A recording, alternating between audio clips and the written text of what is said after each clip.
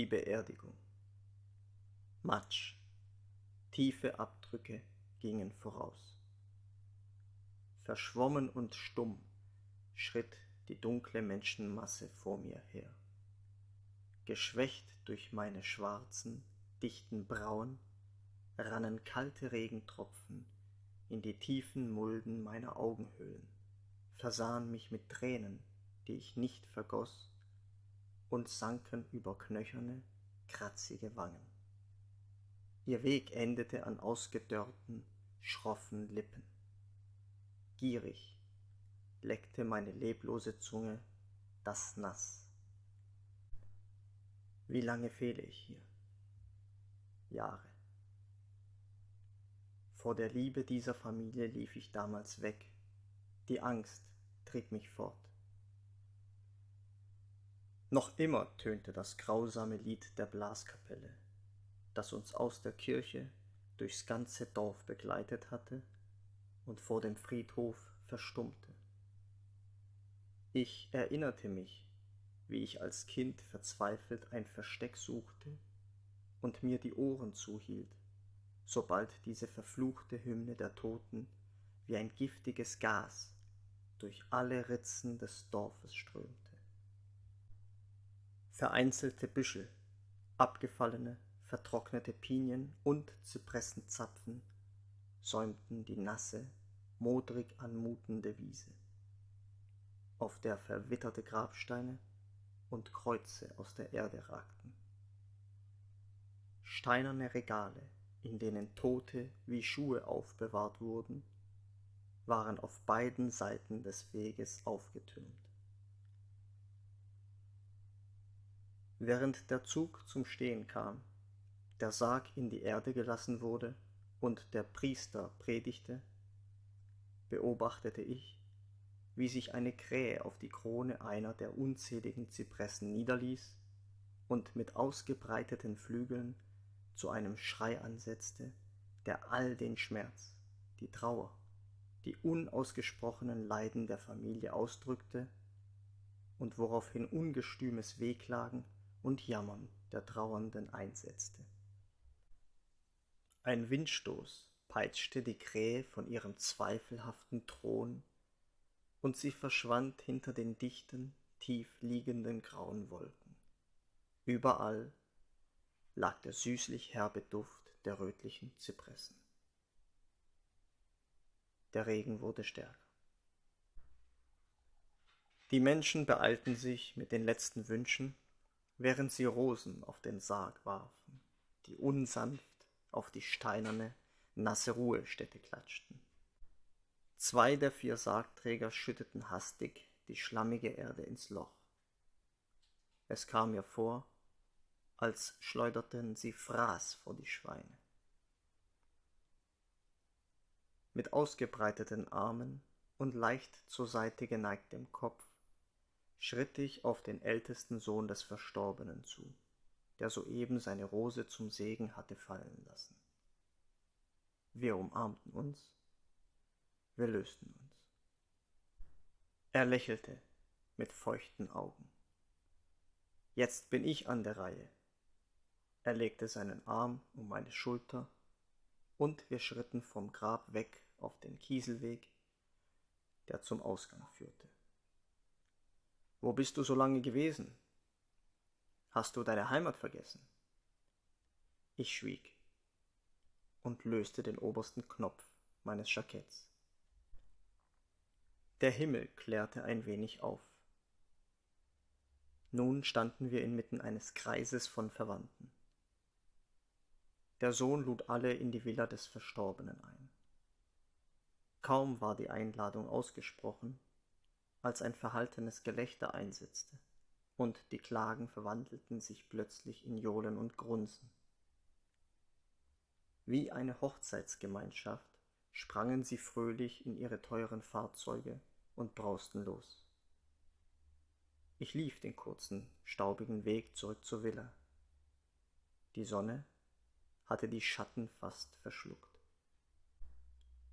Als letzter kam ich an und schritt durch den riesigen, von Blumen gesäumten Vorgarten, betrat das Gebäude und begab mich durch eine marmorne Vorhalle, aus der fernes, bekanntes Schallen, kindlicher Schritte und erregte Kinderschreie aus der Vergangenheit in mich drangen.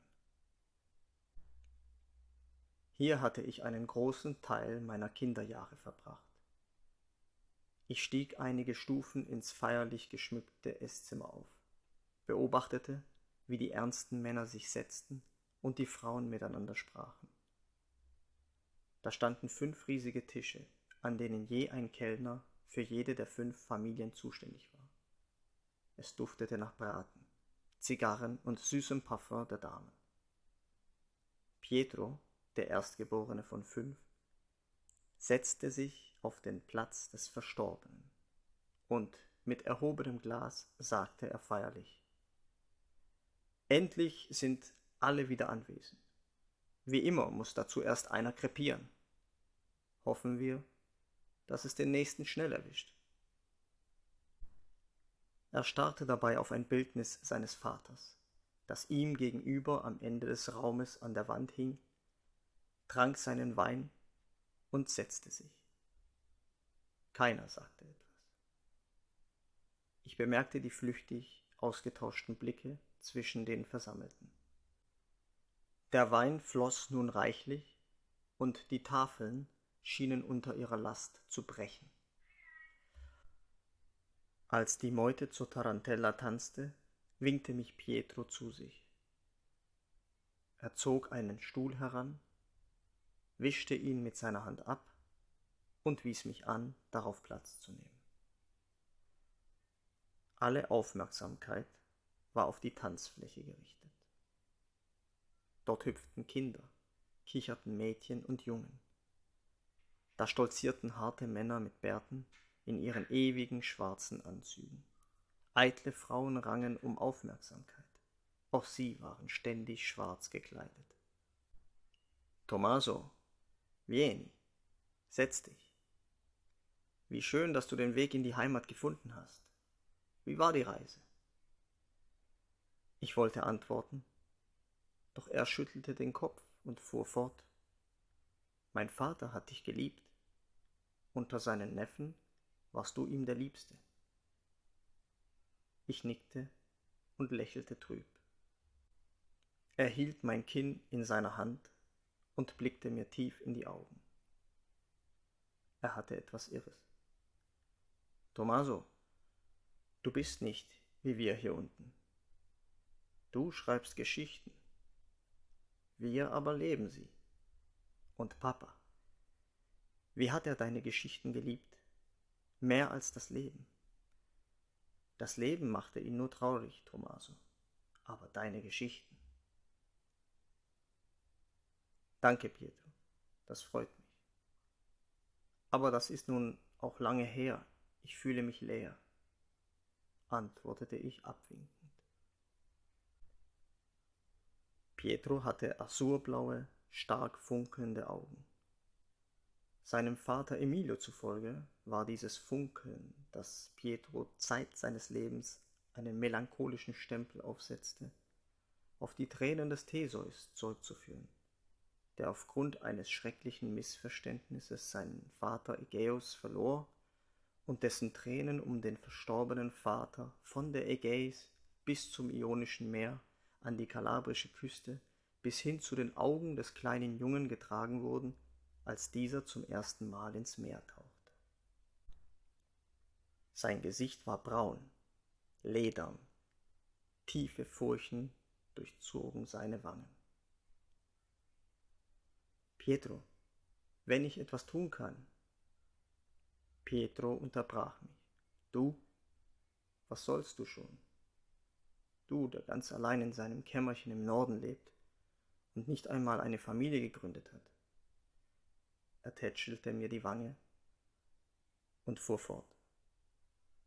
Verzeih mir, Kleiner, aber ich denke nicht, dass ich etwas von dir bräuchte. Sieh dich um.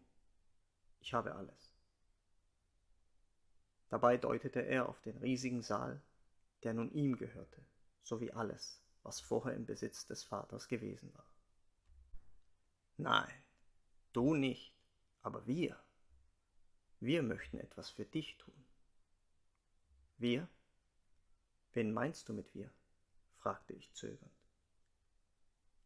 Dein Onkel, der da unter der Erde mit den Würmern auf seinen Tod anstößt, und ich. Pietro beugte sich zu mir. Nachdem deine Eltern gestorben waren, liebte dich mein Vater wie einen Sohn und ich dich wie einen kleinen Bruder. Papa wusste, dass dein Kapital dein Kopf war. Pietro tippte mir auf die Stirn. Darin hast du dein Leben verbracht. Papa litt sehr unter deinem Abschied. Doch wie stolz war er, als er von deinen Büchern in der Zeitung lesen konnte. Als deine Karriere dann langsam zu Ende ging, fühlte sich Vater immer schlechter. Bevor er starb, sagte er mir, ich solle dir wieder zu Erfolg verhelfen. Pietro lächelte. Wir wollen dich inspirieren, dem großen Beobachter etwas zu betrachten servieren. Auf ein Handzeichen Pietros kamen die 5 Kellner zu ihm. Sie umringten uns, und er gab ihnen nun zu verstehen, dass die Zeit gekommen sei. Rasch ging ein jeder Garçon zum Oberhaupt seines Tisches und flüsterte ihm etwas ins Ohr, woraufhin diese sich ins Untergeschoss in eine abgelegene Kammer begaben. Der Raum hatte keine Fenster. Die Wände waren mit Gobelins behangen. Ein sonderbarer Weihrauchduft strömte aus 2 bronzenen Schalen, die von der Decke herabhingen. 2 ausgestopfte Adler auf Podesten flankierten den Sessel, auf dem Pietro, der mich in eine unbeleuchtete Ecke schickte, vor einem Tisch saß. In der Mitte des Raumes nahmen die Männer an einem hufeisenförmigen Tisch Platz. Verehrte Gäste, es ist Zeit, mich im Namen meines Vaters bei Ihnen zu bedanken. Pietro sah ernst von seinem höher gelegenen Platz auf die verwunderten Gesichter der grimmigen Männer. Ein Geschenk von Papa und mir, einem jeden nach seiner Treue. Als er diesen Satz beendet hatte, traten die Kellner von hinten an die 5 heran, und ehe ich bemerkte, was geschah, sackten die Köpfe der Gäste leblos nach vorn. Ich hatte nichts gehört, doch sah ich, wie Blut aus ihnen quoll und Pietro mir lächelnd seinen Kelch entgegenstreckte. Ich erstarrte.